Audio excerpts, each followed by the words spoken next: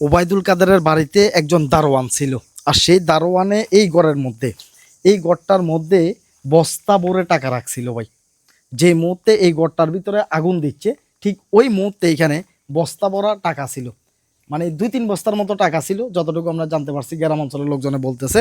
তো এই মানুষের জানতো না যে বস্তার ভিতরে টাকা আছে। যখন এই ঘরটার ভিতরে আগুন লাগিয়ে দেয়, তখন কিন্তু সেই বস্তা ভরা যে টাকাগুলো ছিল সেগুলো পর্যন্ত পুড়ে যায়। আর এটাই হচ্ছে সেই ঘর। আর এই ঘরটার মধ্যে থাকতো দারোয়ান। এই মুহূর্তে রয়েছি আমরা ওবায়দুল কাদেরের যে গ্রামের বাড়ি রয়েছে, কোম্পানিগঞ্জ, নোয়াখালী, বসুরহাটের যে পৌরসভার মেয়র ছিলেন মির্জা কাদের, তার বাড়িতে। এখানে দারোয়ান ছিলেন। কোন রুমে ছিলেন সেটা আমরা শিওর না। যে কোনো একটা রুমের মধ্যে ছিলেন, যে কোনো একটা রুমের মধ্যে ছিলেন। আর এই রুমের ভিতরে বস্তা ভরা টাকা ছিল, সে টাকার বস্তাটাও পুড়ে গেছে। ভাই, জনগণ যদি জানতে পারতো তাহলে গড়টা পুড়ে না দিয়ে টাকাগুলো নিলেও পারতো। দেখেন, বস্তাও পুড়ে গেছে, সাথে সাথে টাকাগুলোও পুড়ে গেছে। আর দারোয়ানের ঘর ছিল এটাই। এটাই সেই দারোয়ানের ঘর, সম্পূর্ণ পুড়ে দিয়ে অবস্থা কি করছে দেখেন। বসুরহাটের মির্জা কাদের সাহেবের বাড়ি, যে দরজা তোয়াই হইতো না। মির্জা কাদের সাহেবের একটা ডায়লগ ছিল যে ফালানোর জন্য দরজা তোয়াই হইতো না, ফালানোর জন্য, এমন একটা ডায়লগ ছিল মির্জা কাদের সাহেবের। আর ওবায়দুল কাদেরের ডায়লগ, এটা তো আমরা সবাই জানি, না হয় নতুন করে আবার একটু মনে করাই দিই। ফালাবো না, ফালাবো কোথায়, প্রয়োজনে মির্জা ফখরুল সাহেবের বাসায় গিয়ে উঠবো।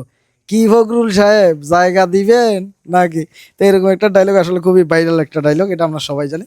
সে ওবায়দুল কাদেরের গ্রামের বাড়িটা ভাই। আপনি যদি আসেন, যদি দেখেন বাড়িঘরগুলোর অবস্থা দেখে ভাই আশ্চর্য হয়ে যাবেন। কেন জানেন? বাংলাদেশে দ্বিতীয় ক্ষমতাধর ব্যক্তি ছিলেন ওবায়দুল কাদের। দ্বিতীয় নাম্বার ক্ষমতাধর। দেখেন, শেখ হাসিনার পরের অবস্থান যদি কারো থাকে, শেখ হাসিনার পরের অবস্থান ছিল হচ্ছে যে ওবায়দুল কাদেরের। যে আওয়ামী লীগের, বাংলাদেশ আওয়ামী লীগের সাধারণ সম্পাদক ছিলেন ওবায়দুল কাদের।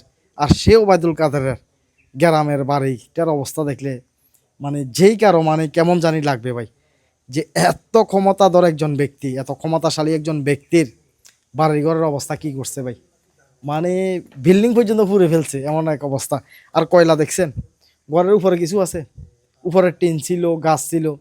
উপরে যে টিন বাঁশ এগুলো ছিল, গাছ ছিল, এগুলোর কয়লাগুলো দেখা যাইতেছে ভাই। কয়লাগুলো দেখা যাইতেছে না? দেখতে পাচ্ছেন কয়লাগুলো দেখা যাইতেছে। আশ্চর্যের বিষয় হচ্ছে যে আমি যে বস্তার ভিতরে টাকা ছিল এটা বলতে পারতেছি না। যখন থেকে শুনতেছি এই ঘরের ভিতরে বস্তার ভিতরে টাকা ছিল, তখন থেকে মানে বস্তা সহ পুড়ে গেছে, টাকার বস্তা। দেখতে পাচ্ছেন, মানে যেখানে আসবেন, যেদিকে তাকাইবেন সেদিকে শুধু পোড়া অবস্থা ভাই। এরকম বস্তা ছিল। এখানে যে একটা বস্তা দেখা যাইতেছে, সাপ আছে কিনা কে জানে, এরকম বস্তা ছিল। এরকম বস্তার ভিতরে টাকা লুকিয়ে রাখছিল। যখন আগুন লাগাই দিছে, সেই বস্তাও পুড়ে গেছে, সে টাকাও পুড়ে গেছে। বুঝতে পারছেন? এই যে কয়লা, কয়লাগুলো যদি বিক্রি করি ভাই, তাও 1-2 হাজার টাকার কয়লা বিক্রি করতে পারবো। এই ঘরের ভিতরে যত পরিমাণ কয়লা আছে, এই যে দেখতে পাচ্ছেন, এগুলো সবগুলো কয়লা। আর এই ঘরের ভিতরে সাপ আছে ভাই, সাপের জন্য ভয় লাগে। যে যে কোথাও তেমন একটা স্বাধীন মতো হাঁটা যায় না। কমল দে, নোয়াখালী, কোম্পানিগঞ্জ, বসুরহাট, ওবায়দুল কাদেরের গ্রামের বাড়ি থেকে। আল্লাহ হাফেজ, আসসালামু আলাইকুম।